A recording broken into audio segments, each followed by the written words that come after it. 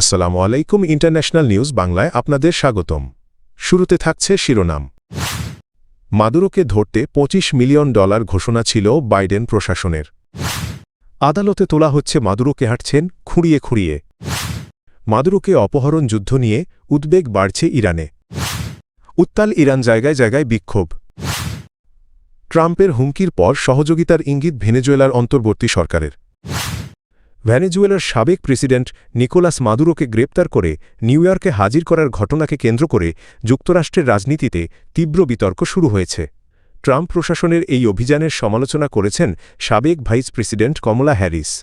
তবে তার বক্তব্যের পাল্টা জবাব দিয়েছেন নিউ ইয়র্ক সিটির সাবেক মেয়র এরিক অ্যাডামস। গত ৩রা জানুয়ারি রাতে ভেনেজুয়েলার রাজধানী কারাকাস থেকে নিকোলাস মাদুরো ও তার স্ত্রী সিলিয়া ফ্লোরেসকে নিউ ইয়র্কে আনা হয়। পরে তাকে ব্রুকলিনের মেট্রোপলিটন ডিটেনশন সেন্টারে আটক রাখা হয় এবং আজ আদালতে তোলা হয়েছে। আগামী ৫ই জানুয়ারি নিউ ইয়র্ক সময় দুপুর ১২টায় ম্যানহাটন ফেডারেল আদালতে মামলার শুনানি অনুষ্ঠিত হবে। বিচারক আলভিন হেলারস্টাইন শুনানি পরিচালনা করবেন। মাদুরোর বিরুদ্ধে যুক্তরাষ্ট্রে কোকেন পাচার, মাদক সন্ত্রাসে জড়িত থাকা এবং ভারী অস্ত্র চোরাচালানের অভিযোগ আনা হয়েছে।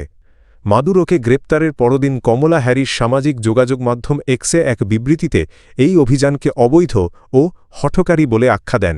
তিনি বলেন, এটি গণতন্ত্র বা মাদক বিরোধী লড়াই নয়, বরং ভেনেজুয়েলার তেলের ওপর নিয়ন্ত্রণ প্রতিষ্ঠার প্রচেষ্টা। তার মতে ধরনের পদক্ষেপ আঞ্চলিক অস্থিতিশীলতা বাড়াতে পারে এবং মার্কিন সেনাদের ঝুঁকিতে ফেলবে।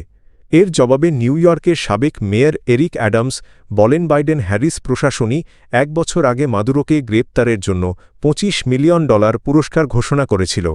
তিনি সেই সময় সরকারি নথি ও সংবাদ প্রতিবেদন তুলে ধরে হ্যারিসের বক্তব্যের বিরোধিতা করেন। এই ঘটনাকে ঘিরে যুক্তরাষ্ট্রের রাজনৈতিক অঙ্গনে মতবিরোধ আরও তীব্র আকার ধারণ করেছে। ভেনেজুয়েলার প্রেসিডেন্ট নিকোলাস মাদুরো ও তার স্ত্রীকে নিউ ইয়র্কে আদালতে নেওয়া হয়েছে। ব্রুকলিনের মেট্রোপলিটন ডিটেনশন সেন্টার থেকে হেলিকপ্টারে করে তাদের বের করা হয়। পরে সেখান থেকে গাড়িতে করে আদালতে হাজির করা হয়। সোমবার ৫ই জানুয়ারি বিবিসির এক প্রতিবেদনে এ তথ্য জানানো হয়েছে। বিভিন্ন গণমাধ্যমে প্রকাশিত ভিডিওতে দেখা যায় হেলিকপ্টার থেকে নামার সময় নিকোলাস মাদুরোর হাতে হাতকড়া ছিল এবং তাকে হাঁটতে সহায়তা করতে হয়। এ সময় তাকে কিছুটা খুঁড়িয়ে হাঁটতে দেখা যায়। বিবিসি জানায়, মাদুরোর সঙ্গে এক নারীকে দেখা গেছে, যাকে তার স্ত্রী বলে ধারণা করা হচ্ছে। প্রত্যক্ষদর্শীদের মতে ড্রাগ এনফোর্সমেন্ট অ্যাডমিনিস্ট্রেশনের ডিইএ একাধিক এজেন্ট কড়া নিরাপত্তায় তাদের আদালতে নিয়ে যান। উভয়ের শরীরে কারাবন্দীদের পোশাক ছিল।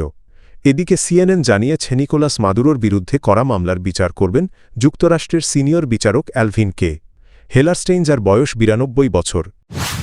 ভেনেজুয়েলার প্রেসিডেন্ট নিকোলাস মাদুরোকে যুক্তরাষ্ট্রে তুলে নেওয়ার ঘটনাকে কেন্দ্র করে ইরানে উদ্বেগ বাড়ছে। আল জাজিরার প্রতিবেদনে বলা হয়েছে, মাদুরোকে অপহরণের কয়েক ঘণ্টার মধ্যেই ইসরায়েলের বিরোধী নেতা ইয়াইর লাপিদ তেহরানকে সতর্ক করে বলেন, ভেনেজুয়েলার ঘটনাপ্রবাহ ইরানের শাসকগোষ্ঠীর গভীরভাবে পর্যবেক্ষণ করা উচিত। বিশ্লেষকদের মতে ভেনেজুয়েলা ও ইরান ইস্যুতে যুক্তরাষ্ট্রের অবস্থান ভিন্ন হলেও মাদুরোর বিরুদ্ধে ট্রাম্প প্রশাসনের কঠোর পদক্ষেপ মধ্যপ্রাচ্যে নতুন সংঘাতের ঝুঁকি বাড়িয়েছে। তারা আশঙ্কা করছেন, এতে যুক্তরাষ্ট্র, ইসরায়েল ও ইরানের মধ্যে উত্তেজনা আরও তীব্র হতে পারে। ন্যাশনাল ইরানিয়ান আমেরিকান কাউন্সিলের সভাপতি জামাল আবদি বলেন, ধরনের একতরফা পদক্ষেপ আন্তর্জাতিক অস্থিতিশীলতা বাড়াচ্ছে এবং যুদ্ধের সম্ভাবনা জোরদার করছে। তার মতে মাদুরোর ঘটনাটি ইরানকে আগাম প্রতিরক্ষামূলক বা সামরিক পদক্ষেপ নিতে প্ররোচিত করতে পারে। সেন্টার ফর ইন্টারন্যাশনাল পলিসির সিনিয়র ফেলো নেগার মোর্তাজাভি বলেন, ভেনেজুয়েলায় যুক্তরাষ্ট্রের পদক্ষেপ ট্রাম্প প্রশাসনের সর্বোচ্চ চাপনীতিরই অংশ, যা কূটনৈতিক সমাধানের সুযোগ সংকুচিত করছে। ফলে সংঘাতের পথ আরও প্রশস্ত হচ্ছে। আল জাজিরা জানায়, ইরান ও ভেনেজুয়েলা দীর্ঘদিনের ঘনিষ্ঠ মিত্র। মাদুরোর পতন ঘটলে ইরানের আঞ্চলিক মিত্রজোট আরও দুর্বল হতে পারে বলে আশঙ্কা করা হচ্ছে। এদিকে ইরান সরকার যুক্তরাষ্ট্রের এই পদক্ষেপের নিন্দা জানিয়ে জাতিসংঘকে হস্তক্ষেপের আহ্বান জানিয়েছে। তেহরানের ভাষ্য, একটি সার্বভৌম রাষ্ট্রের বিরুদ্ধে এমন পদক্ষেপ আন্তর্জাতিক শান্তি ও নিরাপত্তার জন্য গুরুতর হুমকি। ইরানের রাজধানী তেহরান সহ দেশের বিভিন্ন শহরে বিক্ষোভ শুরু হয়েছে। একই সঙ্গে পশ্চিমাঞ্চলের কয়েকটি এলাকায় সহিংস সংঘর্ষ তীব্র আকার ধারণ করেছে। আল জাজিরার প্রতিবেদনে এসব তথ্য জানানো হয়েছে। গত ২৮শে ডিসেম্বর অর্থনৈতিক সংকটের প্রতিবাদে দোকানদারদের ধর্মঘটের মধ্য দিয়ে বিক্ষোভের সূচনা হয়। এক সপ্তাহের মধ্যে তা ছড়িয়ে পড়ে এবং এখন বিক্ষোভকারীরা অর্থনৈতিক দাবির পাশাপাশি রাজনৈতিক স্লোগানও দিচ্ছেন। ইরানের সর্বোচ্চ নেতা আয়াতুল্লাহ আলী খামেনি বলেছেন, বিক্ষোভ এখনও দেশব্যাপী রূপ নেয়নি এবং বিচ্ছিন্নভাবে কয়েকটি শহরে দেখা যাচ্ছে।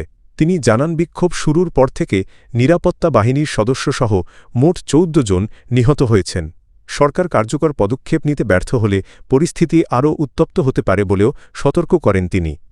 আধা সরকারি ফোর্স সংবাদ সংস্থার তথ্য অনুযায়ী তেহরানে বিক্ষোভ সীমিত পরিসরে হয়েছে। রাজধানীর বিভিন্ন এলাকায় ৫০ থেকে ২০০ তরুণ এতে অংশ নেন। বড় ধরনের সহিংসতার ঘটনা না ঘটলেও কোথাও কোথাও পাথর নিক্ষেপ ও আগুন দেওয়ার খবর পাওয়া গেছে। তবে তেহরানের বাইরে, বিশেষ করে পশ্চিমাঞ্চলে সহিংসতা তুলনামূলকভাবে বেশি। পশ্চিম ইরানের মালিকশাহী জেলায় সংঘর্ষে এক নিরাপত্তা সদস্য নিহত হয়েছেন। পুলিশ স্টেশনে হামলার চেষ্টাকালে সংঘর্ষে ২ বিক্ষোভকারী নিহত হওয়ার খবর দিয়েছে স্থানীয় গণমাধ্যম। আল জাজিরা জানায়, রাষ্ট্রীয় গণমাধ্যম বিক্ষোভের খবর সীমিতভাবে প্রচার করছে। সামাজিক যোগাযোগ মাধ্যমে ছড়িয়ে পড়া ভিডিওগুলোর সত্যতা স্বাধীনভাবে যাচাই করা কঠিন। প্রথমবারের মতো বিক্ষোভ নিয়ে সরাসরি বক্তব্যে খামেনি বলেন, শান্তিপূর্ণ প্রতিবাদকারীদের সঙ্গে আলোচনা করা যেতে পারে, তবে সহিংসতায় জড়িতদের কঠোরভাবে দমন করা হবে। ভেনেজুয়েলার প্রেসিডেন্ট নিকোলাস মাদুরোকে যুক্তরাষ্ট্রে নিয়ে যাওয়ার পর দেশটির ভাইস প্রেসিডেন্ট দেলসি রদ্রিগেজ ভারপ্রাপ্ত প্রেসিডেন্টের দায়িত্ব গ্রহণ করেছেন। দায়িত্ব নেওয়ার পর প্রাথমিকভাবে রদ্রিগেজ মাদুরোকেই ভেনেজুয়েলার বৈধ প্রেসিডেন্ট হিসেবে উল্লেখ করে যুক্তরাষ্ট্রের অভিযানের তীব্র সমালোচনা করেন। তিনি এ ঘটনাকে অপহরণ আখ্যা দিয়ে একে আধিপত্যবাদী শক্তির তেল লুটের প্রচেষ্টা বলে মন্তব্য করেন। তবে রোববার মার্কিন প্রেসিডেন্ট ডোনাল্ড ট্রাম্প ভেনেজুয়েলাকে হুঁশিয়ারি দিয়ে বলেন, কারাকাস যদি ওয়াশিংটনের অবস্থান মেনে না চলে তাহলে নতুন করে সামরিক হামলা চালানো হতে পারে। এই হুমকির পর দেলসি রদ্রিগেজের অবস্থানে পরিবর্তনের ইঙ্গিত দেখা যায়। এক বিবৃতিতে তিনি বলেন, ভেনেজুয়েলা যুক্তরাষ্ট্রের সঙ্গে আন্তর্জাতিক আইন মেনে সম্মানজনক সম্পর্ক এবং যৌথ উন্নয়নমূলক প্রকল্পে কাজ করতে আগ্রহী। তিনি শান্তি ও সংলাপের মাধ্যমে সহাবস্থানের পরিবেশ গড়ে তোলার আহ্বান জানান। ৫৬ বছর বয়সী দেলসি রদ্রিগেজ দেশটির বামপন্থী রাজনীতির পরিচিত মুখ এবং চাভিস্টা আন্দোলনের একজন গুরুত্বপূর্ণ নেতা। প্রয়াত নেতা হুগো শাভেজের আদর্শে গড়ে ওঠা এই আন্দোলনের দৃঢ় সমর্থক ছিলেন নিকোলাস মাদুরো। এদিকে সোমবার নিকোলাস মাদুরোকে নিউ ইয়র্কের একটি ফেডারেল আদালতে হাজির করা হয়েছে। সেখানে তার বিরুদ্ধে মাদক পাচারসহ বিভিন্ন অভিযোগের শুনানি হওয়ার কথা রয়েছে। একই সঙ্গে নিউ ইয়র্কে জাতিসংঘ নিরাপত্তা পরিষদে ভেনেজুয়েলায় পরিচালিত যুক্তরাষ্ট্রের সামরিক অভিযানের বৈধতা নিয়েও আলোচনা হওয়ার সম্ভাবনা রয়েছে। বিশ্লেষকরা উল্লেখ করছেন, ১৯৮৯ সালে পানামায় দেশটির তৎকালীন প্রেসিডেন্ট ম্যানুয়েল নোরিয়েগাকে আটক করতে যুক্তরাষ্ট্র যে ধরনের সামরিক অভিযান চালিয়েছিল, ভেনেজুয়েলায় সাম্প্রতিক ঘটনাটি তার সঙ্গে তুলনা করা হচ্ছে।